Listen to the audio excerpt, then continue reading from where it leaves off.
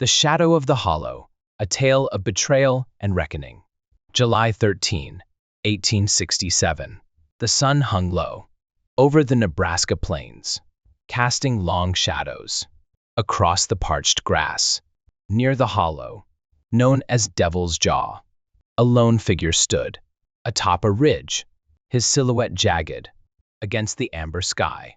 High Wolf, a dog soldier of the Cheyenne, his war bonnet trailing feathers that fluttered like a raven's wings. Below him, a U.S. Army supply train rumbled along the rutted trail.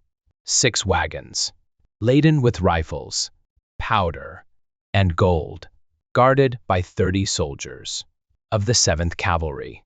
Their laughter carried on the wind, oblivious to the eyes watching from above. High Wolf's grip tightened on his lance, its tip stained dark from battles past. This wasn't just a raid. It was a reckoning, born from a secret, buried 3 years deep. 3 summers ago, in 1864, the Sand Creek Massacre had torn the Cheyenne apart. Colonel John Chivington's troops butchered 150 of High Wolf's people, women clutching infants, elders too frail to run, while he and his dog soldier brothers scouted north with the Sioux. When they returned, the snow was a crimson graveyard, and Chief Black Kettle's peace flags lay trampled in the mud. The survivors whispered of a betrayal darker than the attack itself. A Cheyenne traitor had guided Chivington to the camp, trading lives for promises of safety that never came. High Wolf swore an oath that day, etched in blood on a buffalo hide: find the Judas, make him pay, and break the army that shielded him. Now, as dusk bled into night, the trap sprang. 50 dog soldiers erupted from the hollow shadows, their war cries splitting the silence. Arrows rained down, thudding into wagon wood and soldier flesh. The cavalry fired back, their Springfield rifles flashing in the gloom, but the warriors moved like phantoms, striking, vanishing, striking again. High Wolf speared a sergeant through the chest, his scream drowned by the crack of a wagon axle snapping under a torch's flame. In 20 minutes, it was over. 28 soldiers dead, the wagons ablaze, the gold glittering in the firelight. But High Wolf didn't touch it. He searched the wreckage, kicking aside bodies, until he found a leather pouch among the ashes. Inside was a letter, its wax seal broken, addressed to a man named Elias Crow. Orders from Fort Laramie, promising land and amnesty. High Wolf's eyes narrowed. Crow. The name burned like a coal in his gut. The hunt was on. The Cheyenne's hidden past. The Cheyenne hadn't always been the plains storm riders. In the 1600s, they were villagers of the Great Lakes. Their earth-covered lodges nestled along Minnesota's rivers. They tilled soil, rich with corn and squash, hunted elk in dense forests, and traded with kin. Like the Arapaho, life was steady, rooted in the land, until it wasn't. By 1680, rival tribes, armed with European muskets, drove them out. The Cheyenne migrated west, a slow bleed, across decades, their world shifting from timber to tall grass. By the 1830s, they were one tribe, forged on the plains, from Montana to Colorado, their lives now bound to the buffalo and the horse. Amid this upheaval, the dog soldiers rose. More than a war society, they were the Cheyenne's beating heart. Hundreds of men from the Massascota Band, united in 1830, under a creed of iron and spirit. Their dances summoned ancestors Their songs wove tales of mythic wolves, and their lances enforced order. They ruled the buffalo hunts, ensuring survival, and defied the U.S. as it clawed westward. Gold rushes and railroads brought settlers. Treaties promised peace, but the dog soldiers saw through the lies. Sand Creek proved them right and lit a fuse no army could snuff out. The traitor's trail, High Wolf's quest, began in whispers. Survivors of Sand Creek spoke of a shadow. Among them, a Cheyenne who'd slipped away before the cannons roared, his tracks leading east. High Wolf tracked rumors through Sioux camps and trader outposts, piecing together a name, Elias Crow, a half Cheyenne scout, raised by missionaries, fluent in English and the white man's ways. He'd ridden with Shivington, they said, bartering his people's blood for a plot of land near the Platte River. But Crow was a ghost, never in one place, always a step ahead, cloaked by the Army's protection. The supply train raid was High Wolf's gambit.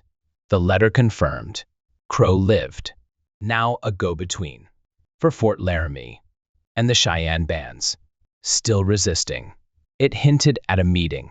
Crow would deliver terms to the dog soldiers' rivals, the bowstring men, at a trading post called Red Hollow. In 10 days, High Wolf burned the paper, his mind racing. Red Hollow was a den of thieves and deserters, a place where loyalties shifted like sand. If Crow was there, so was the truth, and maybe a trap. He rallied his warriors, 40 strong, their faces painted black, with vengeance, and rode for Red Hollow. The post squatted in a dry gulch, its adobe walls stained with smoke, ringed by tents and corrals. They arrived under a moonless sky on July 23, 1867, slipping past drunken guards. Inside, the air reeked of whiskey and sweat. High Wolf spotted Crow at a table, his lean frame draped in a cavalry jacket, laughing with 2 soldiers and a bowstring warrior named Two Crows. The sight twisted High Wolf's stomach. 2 crows, a Cheyenne, bargaining with the enemy. Before he could strike, a shout rang out. A sentry had seen the warrior shadows. Chaos erupted. Soldiers drew pistols. Traitors scrambled for cover. And High Wolf charged. His lance pinned one soldier to the wall. His hatchet split another's skull. 2 crows bolted, but Crow stood his ground, a revolver in hand. "You're too late, Wolf," he sneered, firing. The bullet grazed High Wolf's shoulder, blood soaking his tunic, but he lunged, tackling Crow to the dirt.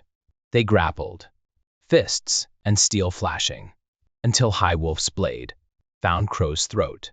"Why?" he hissed. Crow choked out a laugh, blood bubbling, for a life they'd never take. Then he went limp. 2 crows escaped in the melee, vanishing into the night. High Wolf staggered to his feet, the post burning around him, his warriors looting what they could. Crow's words gnawed at him, riddles of a man who'd traded kin for a hollow promise. The fight cost them 5 dog soldiers, but the soldiers and traders lost 20. High Wolf took Crow's jacket, its pockets stuffed with maps and names, officers, scouts, a web of betrayal stretching to Washington. The war wasn't over. It was just beginning. The plains aflame.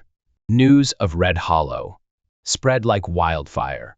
By August, the dog soldiers struck again, hitting Fort Wallace in Kansas. They burned barracks, freed horses, and left 15 soldiers dead, their scalps dangling from lances. A message to the army: no corner of the plains was safe. The U.S. retaliated, sending General Hancock with 1,400 troops to scour Nebraska. He torched a Cheyenne village near the Republican River, but the dog soldiers melted into the hills, striking supply lines in ambush after ambush. Each raid uncovered more coded letters, bribe lists, proof the army had played tribes against each other. High Wolf's wound festered, but his resolve hardened. The maps pointed east to Julesburg, a rail hub pulsing with troops and gold.